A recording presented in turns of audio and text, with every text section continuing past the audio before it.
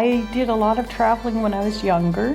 For me, really engaging with people around the world, really seeing how other lives are, gaining perspective and experience of other people, and that has a tremendous effect on my own perspective and experience of the world.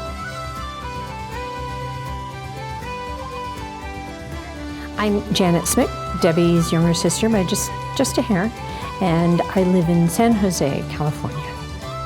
Mary, do they do surfing off here? Yeah, all this area here, especially over to Iski, which is a bit further along the coast, and they'll ride the waves. It's absolutely vital to have a team leader to do this. They're bringing all their passion and love and their own life and sharing this with you, even though it may be in a place where they didn't grow up. They know all the stories, and trust me, that team leader is going to tell you things that you're not going to get from Wikipedia.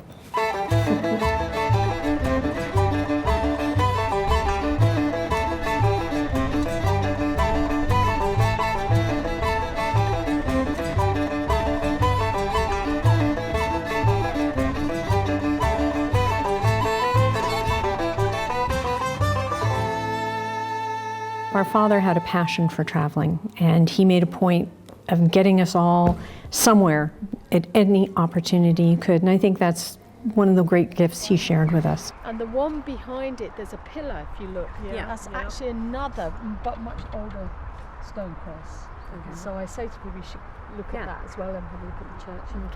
Okay. I'm gonna head over there. Yeah. When I recently retired, I decided I was ready to start digging into a lot of traveling again. That's where I am in my life right now, moving to a new place and doing some traveling. Of the two of us, Debbie is the more avid traveler, and the traveling I do is a lot because of her, inviting me along, getting me to go, dragging me on.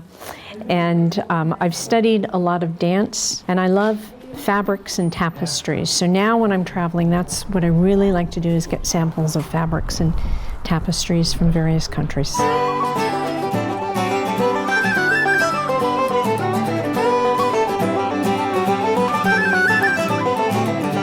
Drove up to that cottage, we stepped out and she's there inviting us into it.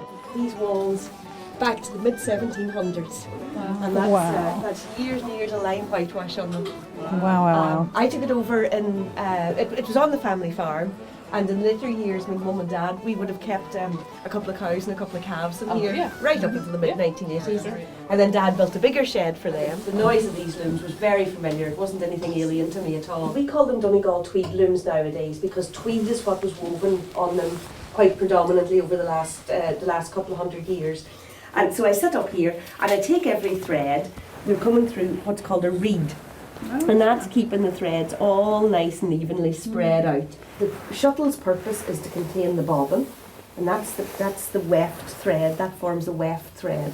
I'd always heard of a flying shuttle before, but I'd never seen one operate. So to see that and have her demonstrate it was just amazing to me. This moves, okay, so if you get perfect. This moves, that's it, the example movement, and the two timbers move.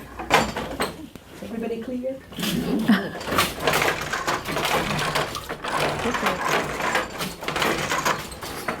Mesmerizing, isn't it?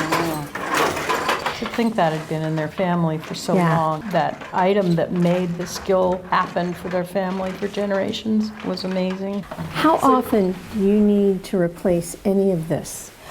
You know, not that often. This is modern cord I'm using now. This actually came from Killybegs. I had to replace one of them a couple of weeks ago, and that's the first time since I took the loom in here. These particular threads. Okay. These ones I'm a bit sore on. You can see it's kind of going fuzzy. Beautiful. And we do like to shop together. Oh yeah. Jan encourages me to spend my money.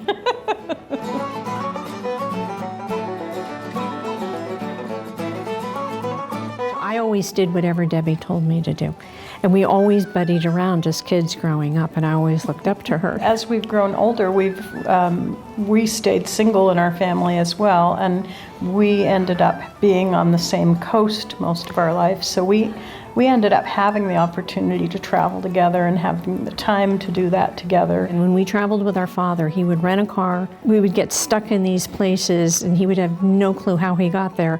And we were like, okay, let's just see what we have. And that's the kind of traveling I like, which is why this trip has been so wonderful. We haven't gotten stuck anywhere, but. So where to next, Mary?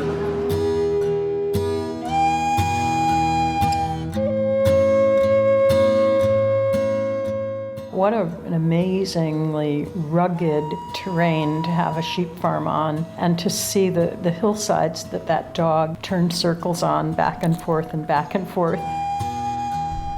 This dog's name is called Sylvie. When Sylvie here goes to work, I'm going to be giving her some instructions. So come by, left, away, go right, walk, advance, and the word stand is to slow down. You got it? Yeah. Sylvie's going to go left first. We're going to bring the sheep that's down here this way through that gap in the wall. Walk, walk, walk, way, sit, come by, way. I was amazed by the relationship between Tom and his dog. When he went out doing the demonstration, her absolute focus, that wonderful silence as he's just calling out the commands and they would echo. I always heard about the work that the dogs would do and always wondered, what is the relationship like between the person and the dog? And to see that in action was stunning. And the experience of going into the cottage with him was deeply touching to me. That he brought us into his home and shared tea with us by the peat fire. This used to be my grandmother's house. You could tell with the old stone walls, the wall and it's very thick walls. That toilet and the small kitchen, that was an add-on. So that was added on in the probably early 70s. You gotta have an interest in it. Yeah. So nowadays you probably, they want a puppy, then they get fed up with the puppy. Yeah. It's just nowadays they've got too much stuff in the house, I think, computers and telephones. Get Mikey to do it? Are you gonna... Well, who knows, you gotta have an interest in it. Like you can't force them into something. No, that's so true. Yeah. We'll see. Yeah. It would be great though. Yeah. I would, I'd be very happy, but you don't know, times are changing. The young people aren't interested, that's the reality of it. Yeah. They might think, well, that's okay for us too. I mean, there won't be a fortune in it, but still you'll be fine, like you pay the bills. And here Tom is the fourth generation. And I would think it would break his heart if his son did not want to follow in his footsteps. Yet at the same time, he was very open and understanding. My child may not want to do this. And he knew what a hard life it was, yeah. When you let the males out, how long do they get to roam around with the girls? 6 weeks. Oh my God, those poor women. Charlie's saying, oh, to be a male sheep.